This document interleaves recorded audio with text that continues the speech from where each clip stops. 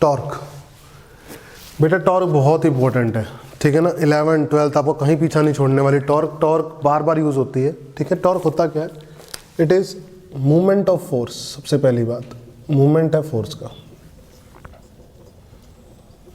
ठीक है। मैंने आपको बताया था, या फिर turning effect of force, turning effect of force, समझो पहले, है ना। मैंने आपको बताया था किसी भी चीज का मूवमेंट लिखते हैं तो मूवमेंट लिखते हैं हम कैसे? आर क्रॉस वी वेक्टर से। आर क्रॉस वी वेक्टर से वेक्टर क्वांटिटी का मूवमेंट लिखा जाता है। मूवमेंट लिखते हैं कि नहीं लिखते हैं? बोलो।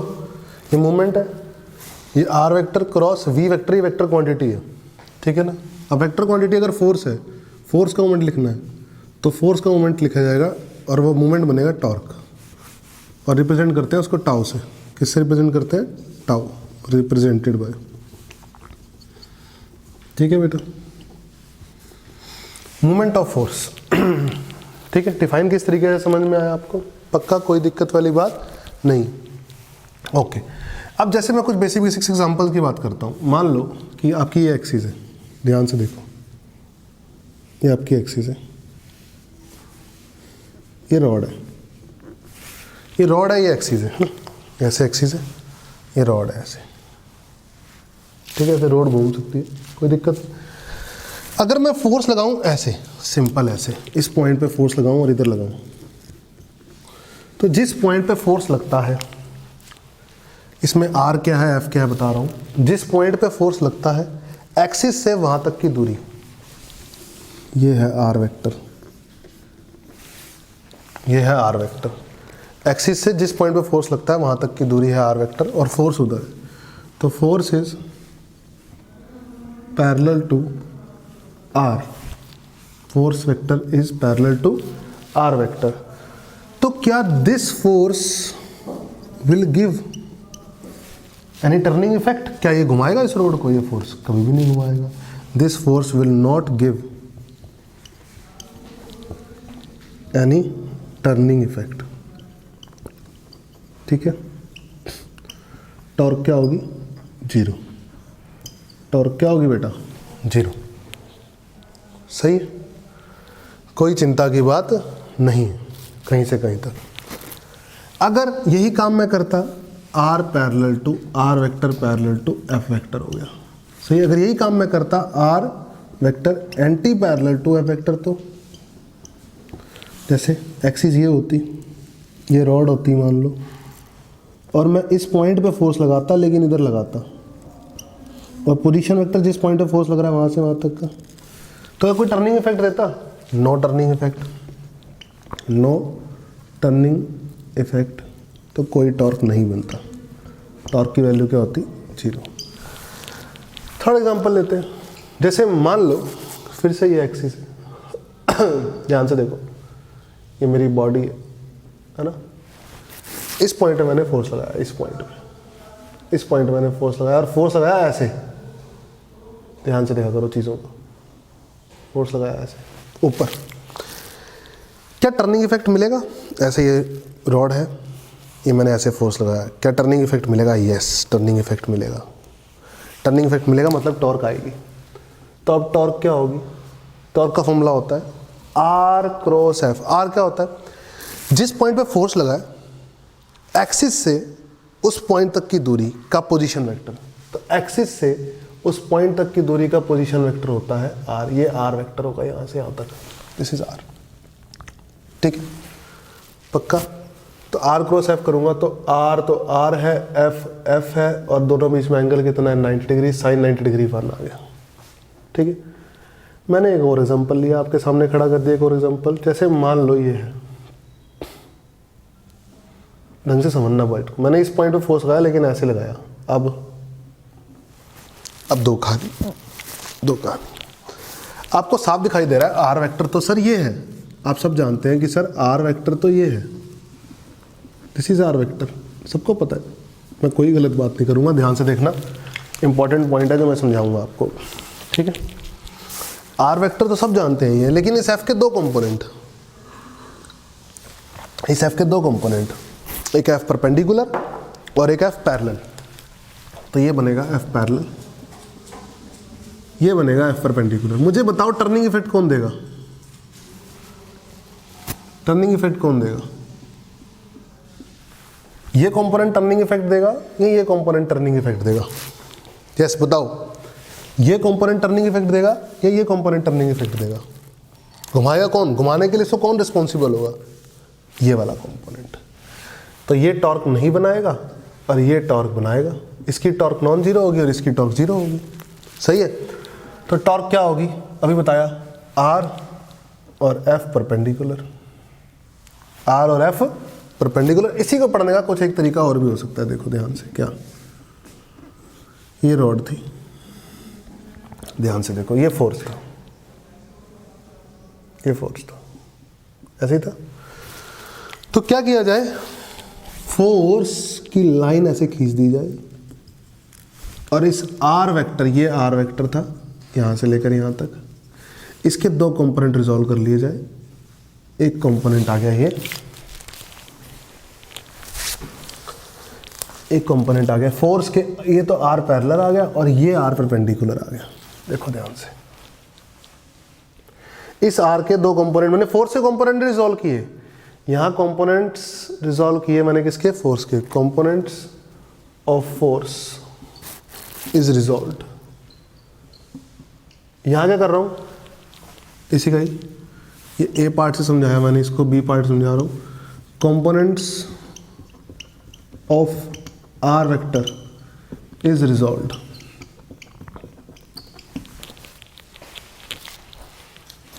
समझ में आई? तो आप मेरे को एक बात बताओ, बेसिकली कहानी ये बनी कि ये रोड ऐसे है, कुछ दो हिस्से हैं रोड के। एक रोड तो ऐसे है, आर परपेंडिकुलर वाली रोड ऐसे है, ध्यान से समझो बात को, और फोर्स लग रहा है ऐसे, सही। और एक रोड ऐसे है, आर पैरेलल वाली, और फोर्स लग रहा है ऐसे। तो कौन सी रोड घूम टर्निंग इफेक्ट लाएगी, ये या ये? टर्निंग इफेक्ट यहां आने वाला है कि यहां आने वाला है? बताओ, यहां आएगा टर्निंग इफेक्ट कि यहां आएगा? परपेंडिकुलर में आएगा, यहां टर्निंग इफेक्ट जीरो होगा और यहां टर्निंग इफेक्ट क्या होगा, नॉन जीरो। नॉन जीरो होगा तो फोर्स और आर परपेंडिकुलर कर दोगे, टॉर्क क्या बनेगी, फोर्स इंटू आर परपेंडिकुलर कर दोगे। तो आप टॉर्क लिख सकते हो आर इंटू एफ परपेंडिकुलर, या तो फोर्स के परपेंडिकुलर पोजीशन वेक्टर बना लो, आइदर दिस, या पोजीशन वेक्टर के परपेंडिकुलर फोर्स बना लो, मल्टीप्लाई दोनों को करना है। समझ में आई? तो टॉर्क का मेन फॉर्मूला क्या बना, कहानी क्या बनी, टॉर्क की कहानी बनी, या तो टॉर्क होगा आर परपेंडिकुलर एफ, या तो ये होगा, यहाँ होगा आर एफ परपेंडिकुलर। कोई भी यूज करो, यूज एनी, कोई भी यूज करो। This is the formula for torque. Force के परपेंडिकुलर आर्म या आर्म के परपेंडिकुलर फोर्स, दोनों बातें सेम है, मैं आपको समझा चुका हूं। मैंने यहाँ फोर्स से कंपोनेंट तोड़े तो परपेंडिकुलर वाला लिया, यहाँ आर्म के तोड़े तो आर्म परपेंडिकुलर वाली ली। समझ में आई? टॉर्क कैसे पढ़ना है आपको समझ में आया? टॉर्क का पढ़ने का तरीका, यहाँ तो आर परपेंडिकुलर एफ है या एफ परपेंडिकुलर आर है। बोलो सही है? कोई चिंता की बात नहीं है। आर क्या है? आर क्या है? एक्सिस से जिस पॉइंट पे फोर्स लग रहा है, मैं फिर से दोहरा रहा हूं, एक्सिस से जिस पॉइंट पे फोर्स लग रहा है वहां तक का पोजीशन वेक्टर आर है, बस। फिर से दोहरा रहा हूं, एक्सिस से जिस पॉइंट पे फोर्स लग रहा है वहां तक का पोजीशन वेक्टर होता है आर। बोलो समझ में आया? कोई दिक्कत नहीं होगी इस चीज में? सही है। एक सवाल करते हैं, चलो एक सवाल से समझ में आएगी सारी कहानी क्या है। एक सवाल कराता हूं आपको, मैं देख लूंगा कि आपको कितना समझ में आया, कितना समझ में नहीं आया। देसी सा सवाल कराऊंगा, ज़्यादा टफ नहीं कराऊंगा, हार्ड नहीं कराऊंगा, ठीक है ना। सवाल आपको कराऊंगा कॉन्सेप्चुअल, जिससे आपको कॉन्सेप्ट समझ में आए, हैंडल कैसे करना है, ठीक है ना। मान लो कि एक रॉड है, ध्यानपूर्वक समझो चीज़ को, बढ़िया सवाल कराऊंगा, सारी कॉन्सेप्ट क्लियर हो जाएंगे। मान लो ये रॉड है, this is the rod. Double outline कर देते हैं, चलो कोई इशू नहीं है।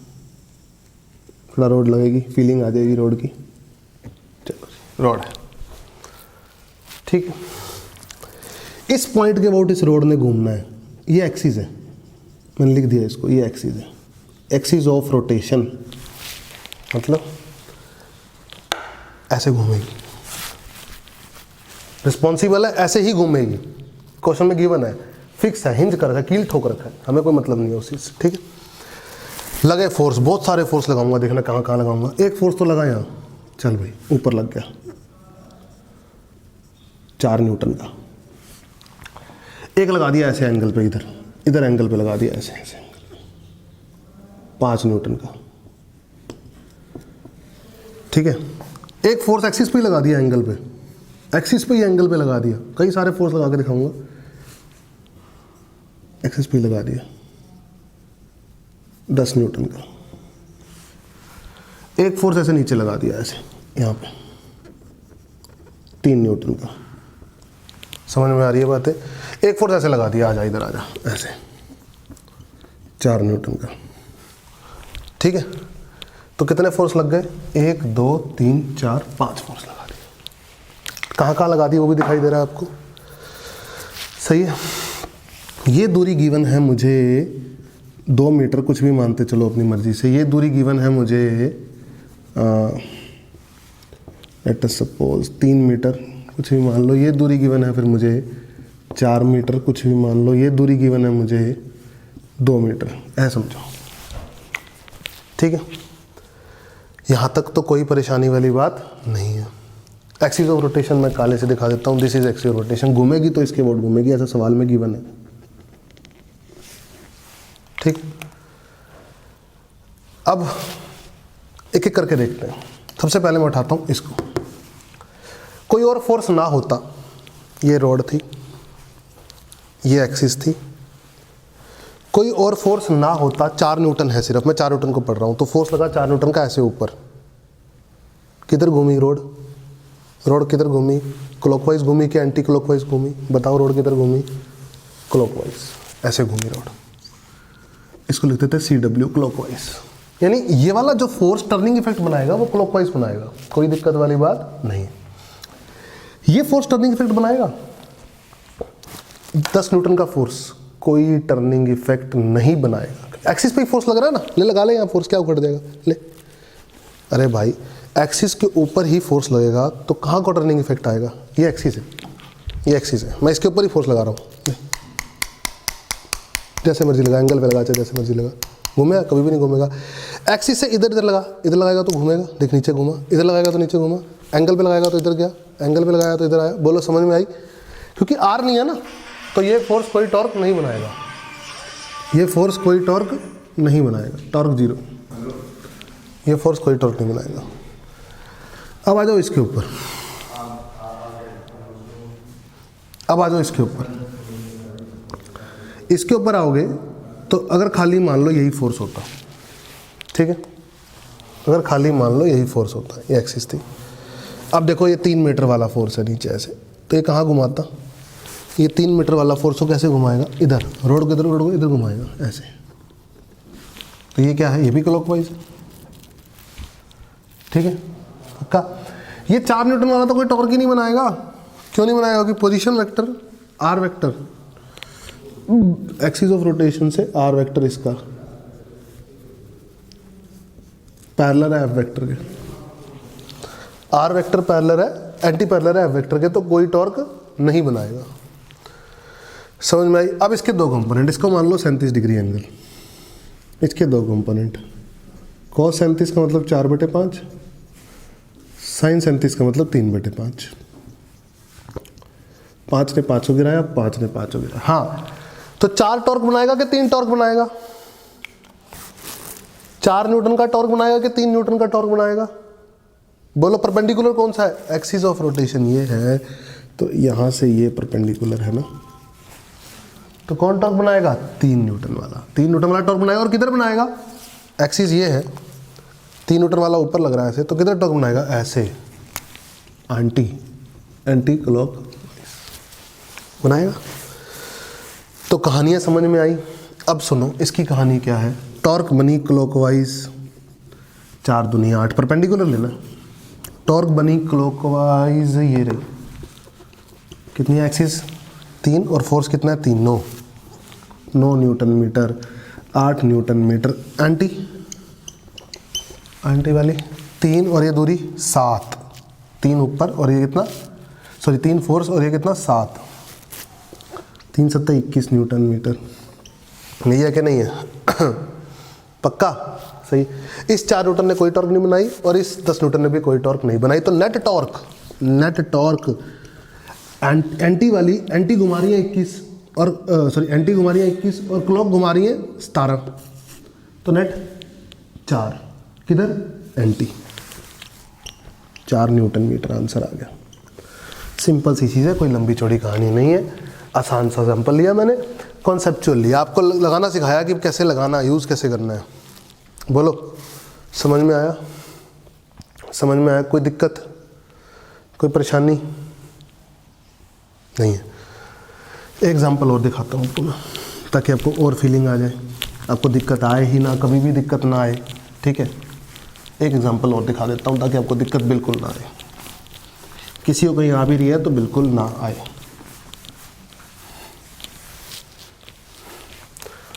मान लो ये है दिल,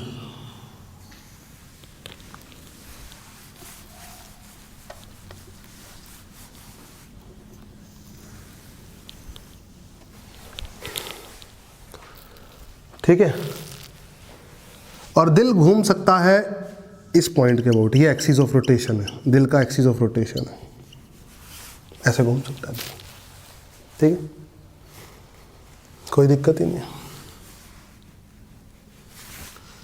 अब दिल घूम सकता है, एक्सिस ऑफ रोटेशन ये है, दिल के ऊपर इस पॉइंट पे एक फोर्स लगा दिया ऐसे, 4 न्यूटन का एक फोर्स लगा दिया ऐसे, बिल्कुल ऐसे,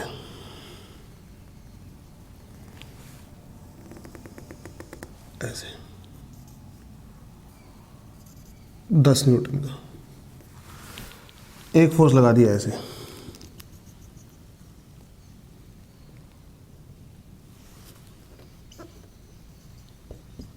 चार न्यूटन का, 5 न्यूटन का,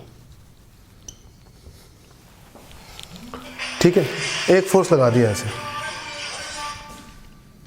एक फोर्स लगा दिया ऐसे 10 न्यूटन का,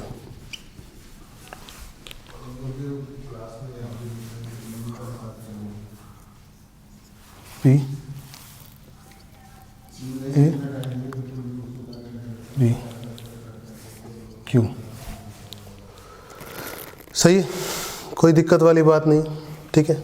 ये दूरी लगा लो, आपको गिवन है 4 मीटर, ये दूरी गिवन है 3 मीटर, ये दूरी गिवन है 2 मीटर, ये दूरी गिवन है 3 मीटर, ठीक है। और ये जो फोर्स दे रखा है आपको पी पॉइंट पे लग रहा है, ये फोर्स दे रखा है आपको 90 डिग्री पे, ये फोर्स दे रखा है आपको 37 डिग्री पे, ये फोर्स दे रखा है आपको 53 डिग्री पे, ठीक है। तो आपसे पूछा नेट टॉर्क, नेट टॉर्क पूछिए आपसे, ठीक है। चलो क्या करोगे, एक एक करके पढ़ते हैं। क्या ये वाला फोर्स कोई टॉर्क बनाएगा? नहीं, क्योंकि पोजीशन वेक्टर के पैरेलल है। देखो एक्सिस ऑफ रोटेशन ऐसे, आर वेक्टर और फोर्स भी ऊपर, तो टॉर्क, इसकी टॉर्क क्या होगी 0, कोई टॉर्क नहीं बनाएगा ये, नो नो, सही। इसकी टॉर्क, इसके 2 कंपोनेंट, इधर आएगा 5 का कोस 37 4/5, इधर आएगा 5 का साइन 37 3/5। कौन टॉर्क बनाएगा? ये टॉर्क बनाएगा 5 4/5, 5 से 5 कट गया, तो 4 टॉर्क बनाएगा कि 3 टॉर्क बनाएगा? विच विल मेक टॉर्क 4 और 3, जल्दी बताओ। पोजीशन वेक्टर के परपेंडिकुलर कौन? 3 will make torque, this will make torque. ये टॉर्क बनाएगा 0 और ये टॉर्क बनाएगा नॉन जीरो। चलो इधर आओ, इसके 2 कंपोनेंट, एक इधर 10 का कोस 53, 10 का कोस 53 3/5 होता है। और एक इधर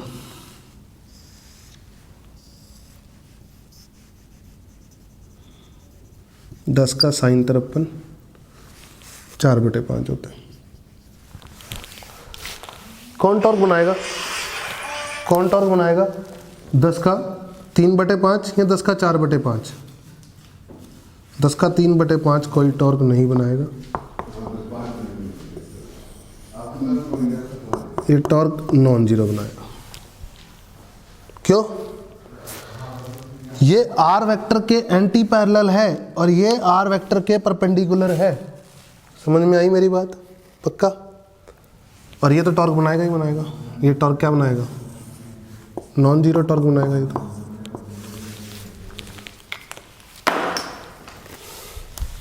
चलो, ये टॉर्क किधर बनाएगा? पहली बात, ये फोर्स इधर लगेगा तो कैसे घुमाएगा? ये ऐसे घुमाएगा, एंटी क्लॉकवाइज।